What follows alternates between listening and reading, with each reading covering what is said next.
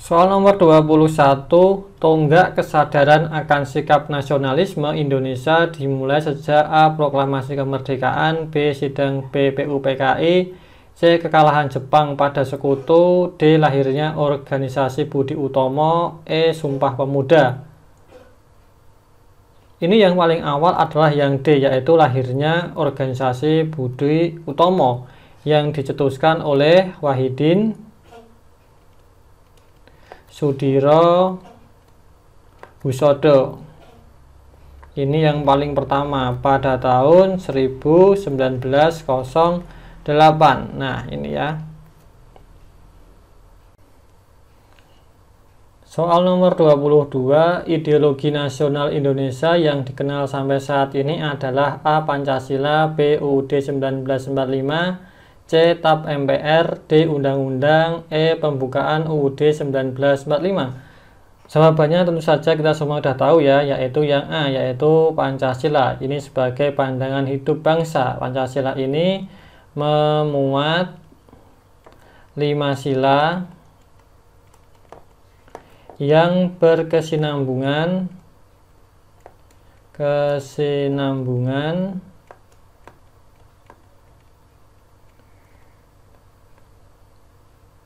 dan utuh. Nah, inilah pengertian Pancasila sebagai ideologi bangsa Indonesia. Soal nomor 23, semangat nasionalisme sejatinya tertuang dalam ideologi Pancasila yang mengerucut pada sila A ke-1, B ke-2, C ke-3, D ke-4, E ke-5. Mudah ya. Nasionalisme jelas pada sila ke-3, yaitu Persatuan Indonesia. Oke. Soal nomor 24, bentuk nasionalisme salah satunya adalah nasionalisme kewarganegaraan yang subjeknya adalah A. Pemerintah, B. Rakyat sipil, D. Aparatur negara, C. Lembaga negara, E. Pendidikan. Nasionalisme kewarganegaraan ini juga disebut sebagai nasionalisme sipil. Nasionalisme sipil, di mana intinya adalah mudah ya, oleh, untuk, dari, semuanya sama, yaitu rakyat. Subjek utamanya adalah rakyat atau sipil. Berarti jawabannya adalah yang B. Soal nomor 25, pengakuan terhadap keberagaman agama dan keyakinan di negara Indonesia merupakan perwujudan dari semangat nasionalisme dalam mempersatukan keberagaman nasional.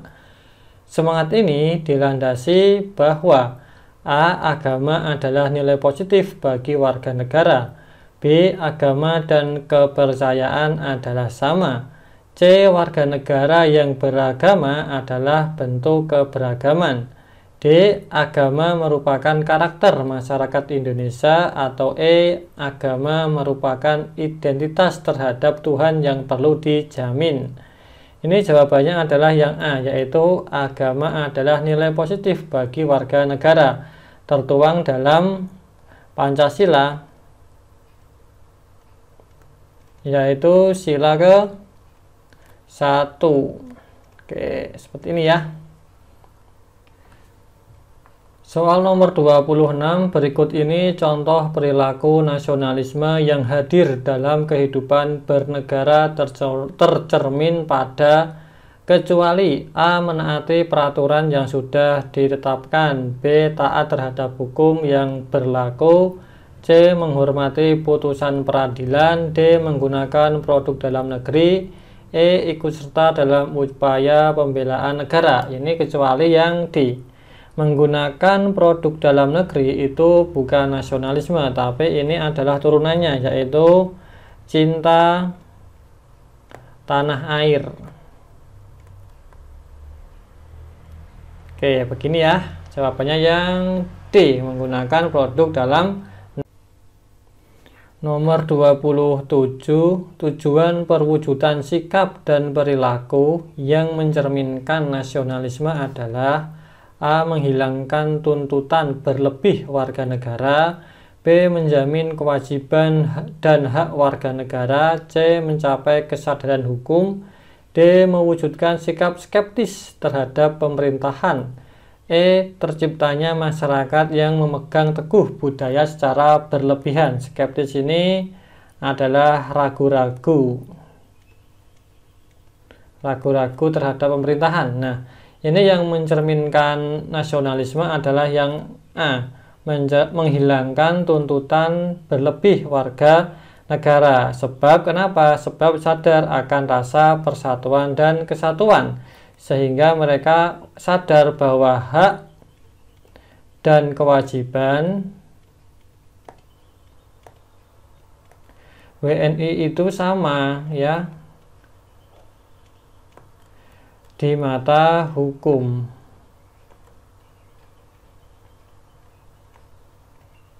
Nah, seperti ini pertambahan keterangannya.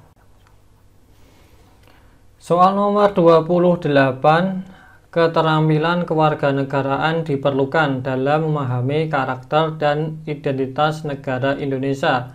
Apalagi persamaan rasa senasib yang pernah dialami mampu membangkitkan nasionalisme untuk menjaga keutuhan NKRI. Indikator yang menandai kecakapan kewarganegaraan dalam mewujudkan nasionalisme adalah A. Mampu membedakan suku dan budaya bangsa. Ini jelas tidak ya. B. Berpegang teguh pada ideologi Pancasila. Ya, ini benar. Yang C.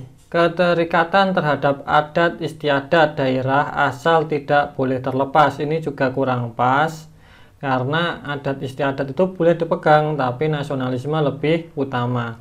Yang D. Mementingkan golongan dibandingkan kepentingan umum. Ini jelas bukan nasionalisme.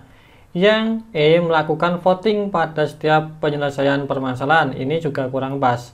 Kalau bisa musyawarah mufakat, mufakat. Kalau tidak ketemu baru voting.